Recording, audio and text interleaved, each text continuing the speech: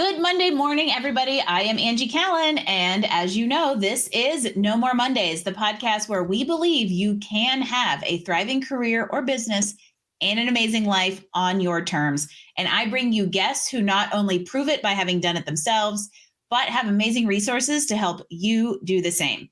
For all of you listening to this as a podcast, I do want to remind you that we come at you live via LinkedIn every Monday morning at 10 a.m. Mountain, noon Eastern.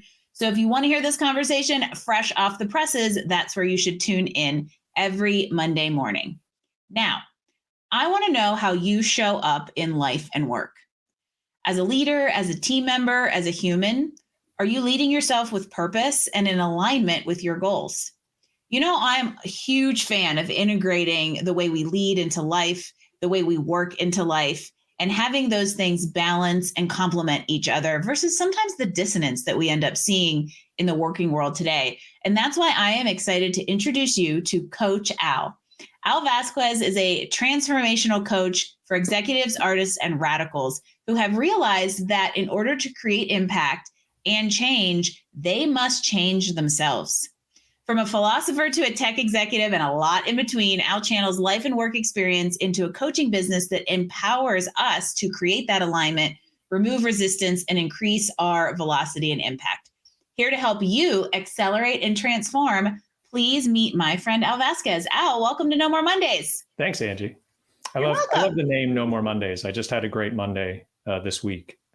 Yay. Hey, anytime you can have a good Monday, you usually have a good Tuesday through Friday. Yeah, I started blocking out me time and it turned into like a big hike. And it happened to be peak leaf season here in Ithaca. So it was absolutely the perfect time to go out. And I didn't come back till lunch. So that was my New England. No More Mondays Monday. You know, I do absolutely love Colorado fall. However, there is something about the rainbow of color in New England that is just unbeatable. And also, I'll tell you, I have empowered myself to not start meetings on Mondays until midday. So that way it feels like you can ease into the week, you know, get caught up, not have to work on Sunday afternoons or evenings and have the Sunday scaries. So woohoo for No More Mondays. No More Mondays. So I'm going to go there with you, and we're going to talk about the word transformational insofar as it applies to coaching, because I know a lot of people out there probably bristle at the term and they're like, ooh, that's kind of woo woo. But this kind of work really can help people transform and, you know, navigate roadblocks, get to the next level, realize maybe goals that we didn't realize we had. So I want you to explain to everybody maybe what transformational coaching is and is not. And how it's different from other, maybe more professional, mainstream professional types of coaching we see out there, leadership, life, business. Sure. So starting with sort of what it's not, because it's the most common things to think about, right? It's not training. It's not knowledge transfer. There's a lot of people who are coaches and leadership trainers who transfer knowledge. And there are a lot of people in other fields other than leadership that are also coaches that transfer knowledge. And it's not consulting and it's not using knowledge, right? So it's none of those things. So getting a business coach to teach you about marketing isn't what transformational coaching is all about. Transformational coaching helps you become the thing you're not, that you need to be. So if you're an entrepreneur, you know this pretty well. If you're an entrepreneur who started their life as a 9-to-5 office worker or as a person in a particular job, what got you promoted in that job is not what's going to make you a great entrepreneur. And you constantly run into things like, well, I'm not a good marketer, or I'm not good at sales, or I'm not good at organizing things, or I'm not good at this, or I'm not good at that. And those moments, you need training, you need to learn knowledge, but there's a lot of becoming somebody who does that. And that's what transformational coaching can really help people do. At the entrepreneurship level, that's pretty obvious. There's a lot of things that you have to do as an entrepreneur. But even at the corporate level, I have just as an example, I have a client who's a vice president, and they got feedback from their CEO that they were just not being executive enough, and they had no idea what that meant. And we had a conversation about coaching, and I couldn't teach what it being an executive meant, but I could help him figure it out. And after 3 months, he came back to me and said, "This is the most efficient way I could have transformed into an executive I've ever experienced." Yeah. Biggest compliment you can get as a coach. And I think there's a piece there. There's a couple of things you said I want to point out. In that particular client example, I think it's important to know that you could teach and train somebody how to be an executive in certain core skills, but ultimately executive leadership is a very intimate thing and we all do it in our own very authentic way. And so if you can help somebody unlock that, it's going to be so much more powerful and effective than if you had said, do XYZ. Yeah, no, and there are certain wisdoms that do need to be explored. Some might consider that a transfer or a teaching, right? And one of the wisdoms that I share with people is that leadership is not just a set of skills and you can't just learn to be a leader. Leadership is a relationship. And the very first leadership relationship you have is the leadership relationship with yourself. Becoming a self-leader who can lead yourself through the transformations you need to go through in order to lead others is not a skill that can be transferred. It's not something you can read about. It's not something that people can teach you. It's something you need support through. And then what you do in leadership ultimately is build your personal, as you said, intimate, authentic relationships. And that looks like something different for everybody. Yeah. And it's different. Your relationship with yourself will change and grow. And then how you relate to others and all those kinds of things are different. And the word becoming, I think, is so important here because in the entrepreneurial world, we definitely hear that, like, who do I need to become? Marshall Goldsmith, what got you here won't get you there. Right. And that idea of transformational might seem woo-woo, but in the very end of the day, change doesn't happen in the comfort zone. And so you have to kind of push yourself through and say, wait, who do I need to be in order to get to that goal? Whether it is moving from an individual contributor to a leadership position where you need to understand some of maybe the basic skills and the wisdom, or whether it is building a business and understanding who you are as an entrepreneur and how you relate to clients, or anything kind of in between. Well, I think the fear or the resistance that, transformation can be a lot of woo is really based somewhere, which is that some people, in order to get over their internal blocks, need to use magical thinking or need to use rituals, and that's for them, and that's great, right? I don't teach rituals. I don't run people through rituals that they don't believe in. That's not a thing that needs to happen, but some people really get value out of that. Other people just need to hear themselves say, I'm not a salesperson, or I'm not an expert in that, and then come to the realization that that's not an acceptable position for them anymore. I have a client in New York City who's just an absolute expert in a very niche technology field, does amazing, talks to everybody, and people want to hire him all the time, but his business isn't growing. And when we've gone through the practice of exploring what he needs, he came to the realization, no woo involved, that he needs to become a CEO who sells. He needs to do founder-led sales. He can't keep just saying, I'm an expert in technology, I'm not good at this. That's no longer the way he needs to be, and he needs to become something else. And the work is supporting him through becoming the person he needs to become to make his business as big as he wants to make it. I think it's so interesting because you just hit on like a self-limiting belief he had applied to himself, or almost a truth he had applied to himself that put a barrier in place.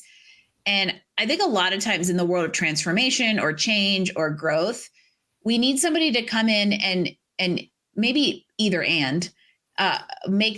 bring awareness to that limitation that we've applied to ourselves, and or give us permission to go beyond it. Permission, I feel like, is such a huge thing in that transformational world, to say to somebody like, it's okay for you to ditch that limitation.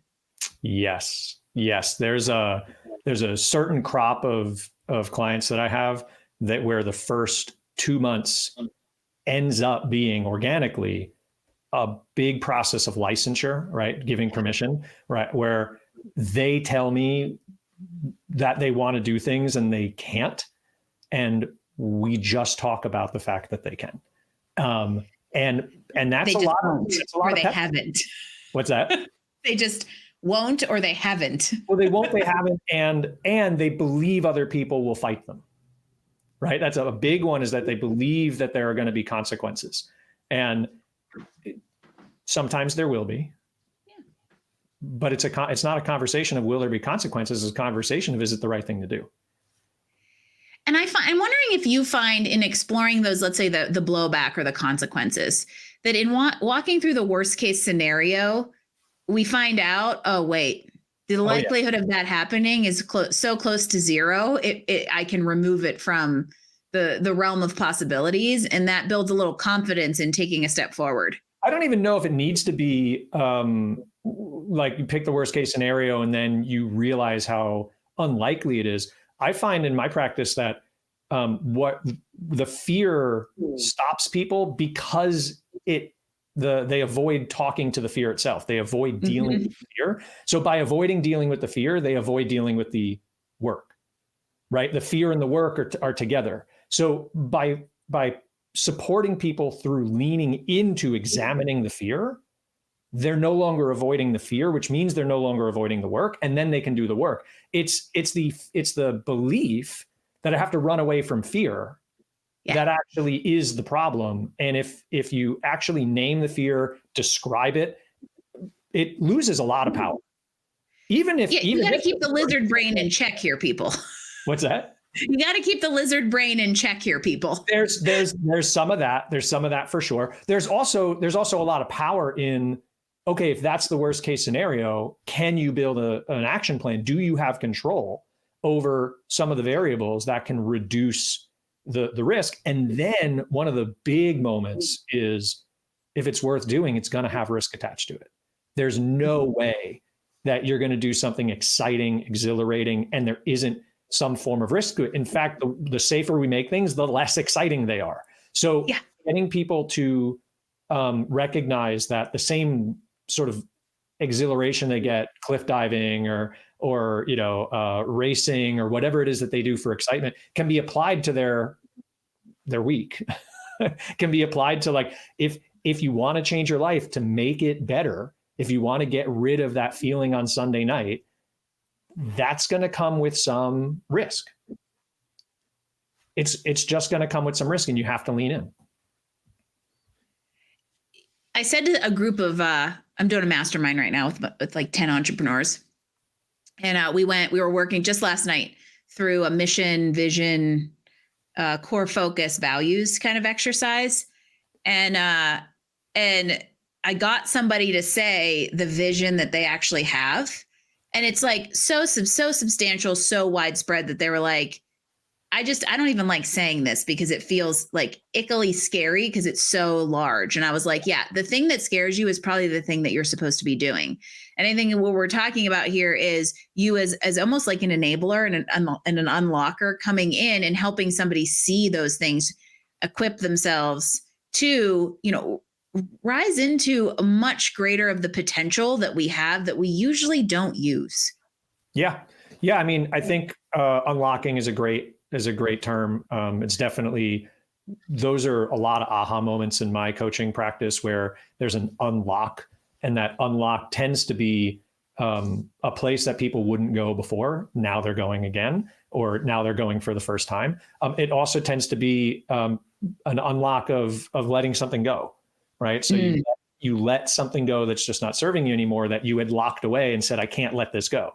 And that's a really important piece as well. Yeah. But the visions being too big is one of those things where honestly, there's no better support than somebody who's willing to share that vision with you in the moment. And some of us have great friends, and some of us have built a personal advisory board. But for executives and for leaders, a lot of that you get from a coach. And I know, speaking of unlocking and transformation, there's some personal parallels here that you've gone through in the last maybe year or so that I'm guessing have changed, improved, enhanced your approach to this work with clients. Oh yeah. Tell me a little bit more about your renaissance and transformation and how it's impacted your perspective on all of this. Yeah, renaissance is a great word. Yeah, renaissance is a great word. So this year, starting in January of this year, I became aware of some really deep pre-verbal trauma. And it's not that I wasn't aware of the events that caused the trauma, but I didn't think I was carrying trauma at 40 after the age of 40 on this thing. It just didn't seem like I was, and then suddenly it all came at me. So I was born with a ultra rare form of liver cancer, and I was diagnosed at 16 months, and I was diagnosed terminal. They said they couldn't save me, and I went through a lot of pain and suffering. I went through a lot of difficult treatment.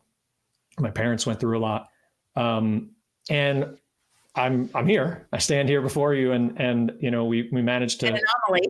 Yay. Anomaly. Yeah, we managed to prove the doctors wrong. But I was at one of the top cancer hospitals in the world. I was at Memorial Sloan Kettering, and there wasn't even an oncologist who specialized in my cancer because it was so rare that if you specialized in my cancer, you would not work. I think maybe 7 people got it the same year I had it, right, in the continent. So this is the early 80s. The medical world had not evolved and advanced as much as it is now either, which is important to put this in a time and place for that context. That's true. Yeah, in the early 80s, it was definitely very difficult. It was also cancer incident rates were still climbing well into 2012, 2015. So it was very rare in the early 80s. It's less rare now, but still quite rare. But yeah, I mean, I got, people who have gone through things like this know, right? Radiation, chemo, surgery, tons and tons and tons of pain. But I grew up, quote unquote, normal kid, right? My mom even got a letter saying that as a child, I didn't act like a sick kid, that she had done such a great job that I acted like all the other kids who had never been sick, as opposed to the kids who had been sick. So I grew up thinking everything was normal. I never got any therapy. I never got anything to deal with what I had gone through. And yet I had all these problems. And I ended up, needing a lot of mental health support in my 20s and in my 30s. And it wasn't until literally this January where I came to the realization, through sobbing, through trying to tell a story and just not being able to get through it, that actually I have a lot to work through. And this year has been like a discovery or an awareness of the real root of for problem, for lack of a better term, of the challenges that you had been facing through your 20s and 30s.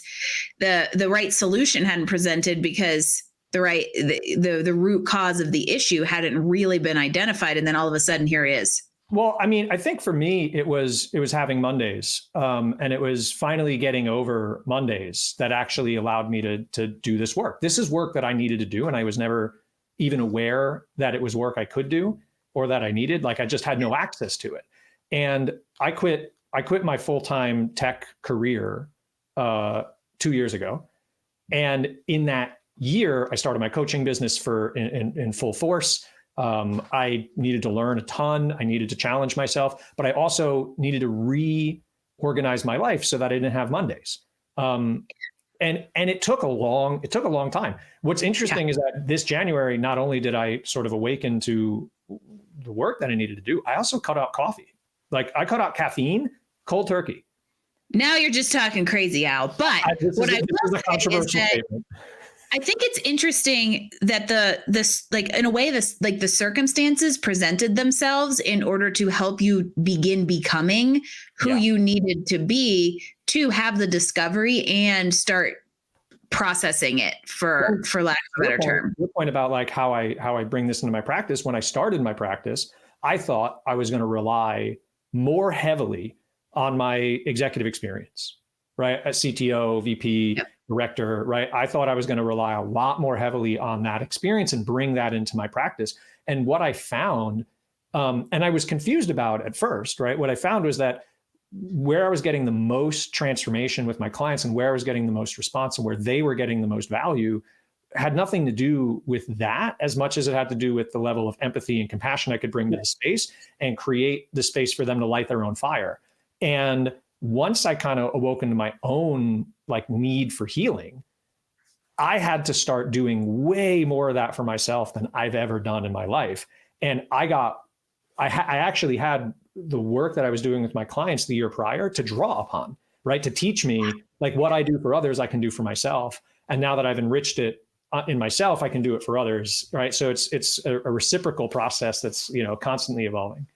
And I love that. I love how you just phrase this, because a lot of times I'll tell people who maybe want to get into coaching or who are coaching but haven't really found their special sauce. And I think this is applicable whether you own a business and you are coaching and using knowledge in that environment, or if you are a leader.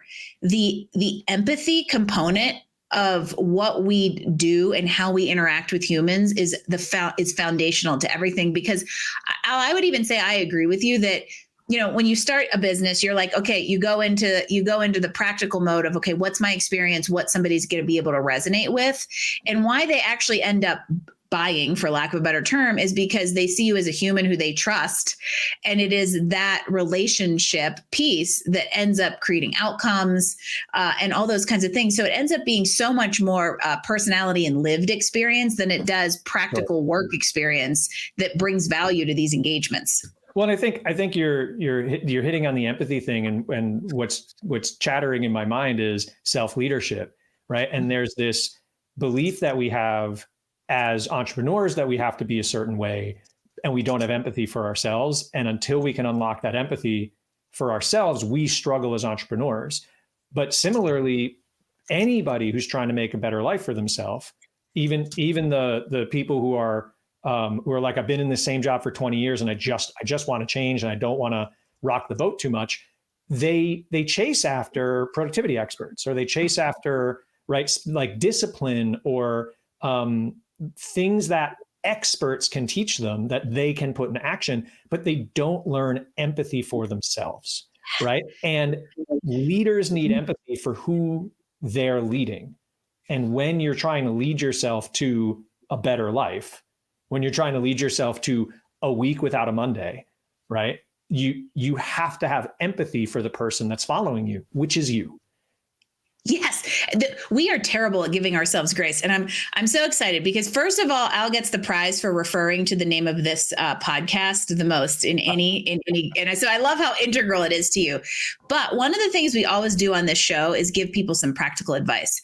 And, for backstory on everybody out there, Al and I have known each other for a few years. We met right around the time he started his business. And so I decided we had some talking points, and I was like, let's see where this goes. And now I know the advice and the practical tips I think we should give people to get unpractical in how they think about their self-leadership and their empathy, because that's where I really want to kind of dig in is, let's say somebody's out there stuck in that, belief, lacking empathy, lacking grace. We are so hard on ourselves. Totally. And that's what keeps us back from having thriving careers, businesses, and amazing lives. Y'all, like, how's that for tying it back to my freaking mission? But like, what can we do to ourselves, maybe before we engage somebody, or to prime the pumps, to kind of embrace that idea of self-leadership, lean into it, explore it, and build empathy for ourselves? What can we do? Sure. So I like to do things in sort of pairs, active and passive. One of the things that I think is really critical is to actually create empty space. So we have to give up false beliefs, but what new beliefs should we replace them with is the wrong question, right? We need to just be okay with not having certain beliefs. Yes. So if you have a negative belief about yourself and you say, what should I replace it with? The first thing you should do is you should be capable of saying, I don't need to replace with anything yet, which feels weird because you might have to tell somebody, I don't know what I believe about myself. And that's sort of so uncomfortable. Super uncomfortable, but it's the space you need.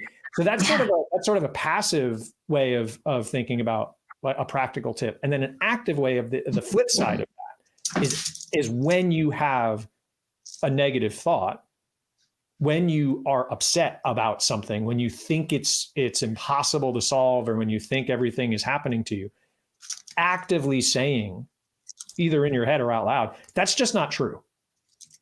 Just being in the behavior of fighting back, that's just not true. is going to, over time, create the empty space. Because then, well, what is true? If it's not true that I'm never going to make it, if it's not true that this is just my life until I retire, if it's not true, right? But if you don't ever fight back and say that's not true, you don't create the space that you need to start filling it in with a new belief. Like, well, what could there be? If it's not true that this is my life until I retire, well, what is true? And that's actually what creates the movement.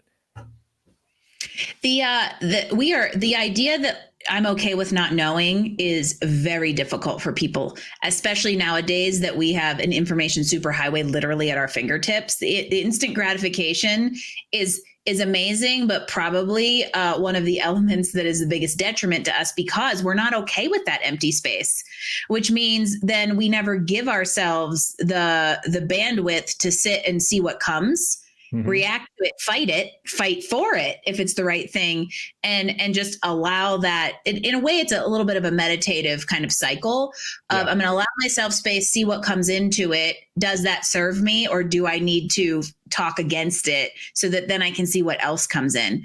And it's a really interesting passive active cycle and how they work together. Yeah. Because if you resist a thought and no thought replaces it, it creates a space for a new thought. And if another thought comes in and it's another negative thought, like, well, this will never work, right?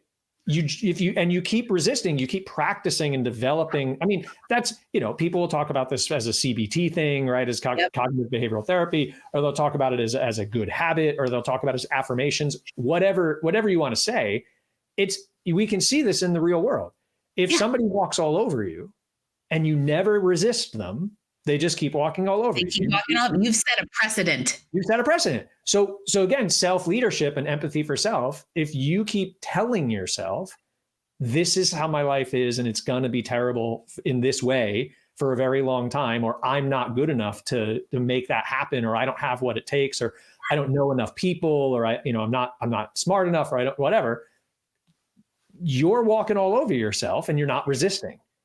And you've established that as like a foundational truth without ever questioning it, which in a way goes back to some of the things you were talking about with your own journey and those realizations from childhood of there were like deep-seated truth and beliefs that came from something that was essentially handed to you. That's right. That you never stopped and really questioned and evaluated and challenged until and the beauty of creating that space and not knowing what's going to fill it, right, really hit me this summer when I visited my dad. And we had never talked about my cancer journey and really his journey of what it felt like. And 40 years later was the very first time I felt compelled, the need to thank my father for saving my life. That was, it never really occurred to me because I didn't fully understand what had happened. And everybody thought everything was normal. So like, what was there to say if everything was behind us and fine, everything was fine. So I discovered this opportunity to really connect in a way that was just not possible had I kept with this false belief that, this happened and there's nothing I can do about it. And there's nothing worth exploring here. It's just something I have to deal with right now. Now that I'm in it, beautiful opportunities keep opening up.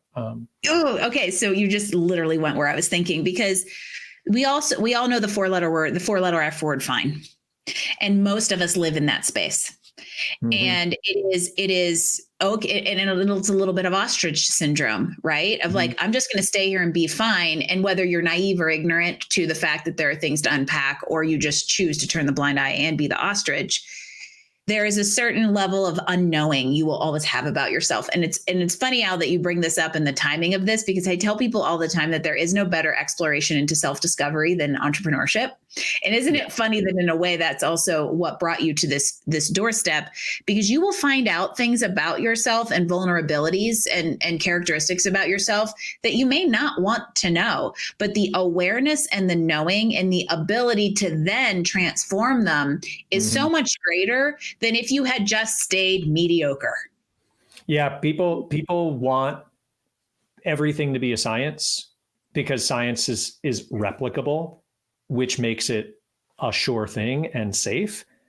But if entrepreneurship was a science, then it would be replicable and everyone would be able to do it, and there'd be no big failures. There wouldn't be any of the stories and any of the drama. So it's not a science. There is sciences that you can draw from to learn, but entrepreneurship requires you to just do really difficult things. And the most difficult things are believing in yourself and becoming that 30 years, 40 years, 50 years, you never believed you could do. I know. I think it's just so absolutely incredible. It's absolutely incredible. And I guess if you've never been through it, hopefully what Al and I are doing right now is encouraging you to open up. And it doesn't mean you have to go cut the cord, quit your job, and become an entrepreneur in order to embrace self-leadership, safe self-discovery, and be more empathetic with yourself. However, it's more about the two of us having probably some shared experiences in what brought us to that point of self-discovery, self-leadership, and empathy that make us want all of you to understand just how incredible these kinds of transformations are. Yeah. Entrepreneurship, I've heard it said, and I think it's very true. And forgive the woo, but entrepreneurship is a spiritual journey because you really have to draw on, even if you don't have faith with a capital F, you have to have faith during the darkest parts of your sales cycle, during the darkest parts of your cash flow. You just got to choose to believe that it's going to work out, or you will give up. And you got to think and grow rich. There you go. If you've never read that book, I just gave you the secret. This is it. And I think it's just I love talking to somebody who has a shared perspective on this, but also the fact that we both come from similar places in working in technical backgrounds and engineering and technical leadership, and how sometimes this just seems so different when really it's also intertwined. And, one of the reasons I started No More Mondays was to help people hear stories like this of like, oh, wow, I can do something different or more fulfilling. I can like myself. I can do all of these things that we are so good at saying that we can't. And we continually try to fill the empty space because we're not comfortable with not knowing. But the beauty lives in the not knowing sometimes. And that idea that you were saying something a minute ago that I kind of also equated to that, like faith with a capital F, science, right? The art of entrepreneurship, or even the art of transformation. Mm-hmm. There has to be an element of unknowing. If everything was scientific, and if we knew what God looked like or how big or small he was, or we knew what faith was, it wouldn't exist because we wouldn't have an unknowing to work towards. Well, this is what, like executives that lead organizations in the market, they know that everything is experimental. If it was a science, their competitors would be doing it too, right? So you have to have a level of unknowing, and you have to take specific risks, and that unknowing has to be baked into what you do. But as people who haven't taken that part of the journey yet, most of what we have to do, and our bosses, required this of us, we had to exude confidence that it was knowable, known, doable, done, right? Like we had to act like it was just an assembly line, that we had to act like everything was within the realm of repeatable science. And when I look back, now that I'm here and I look back on my 20-year career, I realize that I thought I was doing it from skill and knowledge entirely, that I needed more knowledge and more skill and more knowledge and more skill. And that's how I got where I got to. And then when I look back on it, I realized, no, it was my ability to convince myself that I had a better idea, and my willingness to put it out there, be vulnerable, because I could have been wrong. And oftentimes I was. And the emotional maturity to actually take critique, the emotional maturity to let people, come at the idea and throw something different at it without reacting heavily. And by doing those things, not knowledge and skill, right? But sort of maturity and relationship and faith in myself, in my work, and in what I thought I could do. I mean, I did incredible things with that. Not, and yeah, it allowed me to maximize my skill and my knowledge, but I'm massively ignorant. Well, but I also give yourself credit because there's like an internal wisdom that got applied there. So we talk so much about skills, experience, and knowledge being the thing that gives us our professional capability, drives us forward, gives us growth potential. However, there's a very important W that comes into that on how you apply your skills, experience, and knowledge, in a way that makes you a little bit different. And I think that's where we go back to the internal idea of understanding the leader inside, the drivers inside, and having empathy with yourself to get in touch with that wisdom. Yeah. One of the things a coach friend of mine turned me on to is this kind of analysis of the coaching market and the equivalent coaching consultants, mentors, and that there are 4 main value propositions in the marketplace. And they are knowledge, experience, insight, and wisdom. And like 90% of offerings are knowledge and experience offerings. Which means they're training. They're either here's a body of knowledge and I'm an expert in it, or here's a thing I did. I'm going to show you what I did. Right. And then there's the insight, which is maybe like 8% of the rest of the market, which is, people who have a very wide divergent view and are capable of drawing connections between things that other people might not be capable of.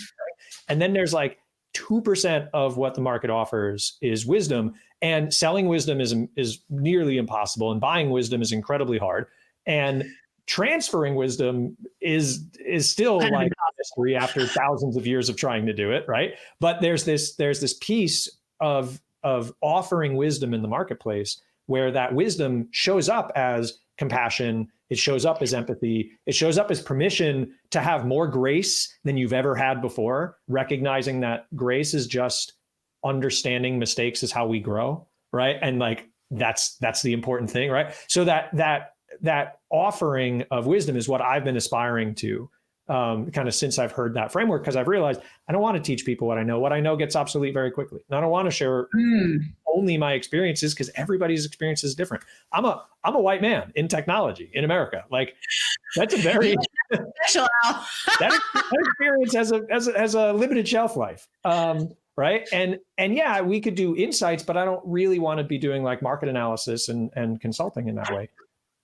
I help people unlock that self-compassion and that leadership relationship with themselves so that they can go out there and build that leadership relationship with others, and rebuild their leadership relationship with others after they've hit their ceiling.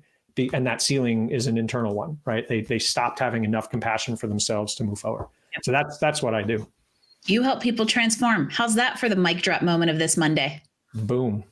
Love it. I always enjoy. I feel like anytime I talk to Al, I walk away a little bit more enlightened. And there is the philosopher inside of the technology executive coming out. And I so appreciate you being here and spending time with me and helping me think through some transformational things I'm working on, but also your willingness to be vulnerable about the life experiences that have put you exactly where you're supposed to be. So thank you. Thank you. This was a lot of fun. I know. And if you do not follow Al here on LinkedIn yet, you should. He is a different kind of content creator that is refreshing and thought-provoking, and I appreciate it. And again, Al, thank you so much for being here. The work that you're doing to help people be better versions of themselves. And have greater impact because of it. If all of you out there would like the details from today's episode, visit us at nomoremondays.info. And again, we go live every Monday morning here on LinkedIn. So if you want to catch these conversations in the flesh, tune in. And then if you can't catch them on the RSS feeds later that afternoon, this will be uploaded later so you can listen to it 5 times, because there is tons of amazing wisdom in this conversation. I want to thank Al one more time. Follow him on LinkedIn. And thank you all out there so much for joining me on this episode of No More Mondays. I'll see you next week for another live edition of the podcast.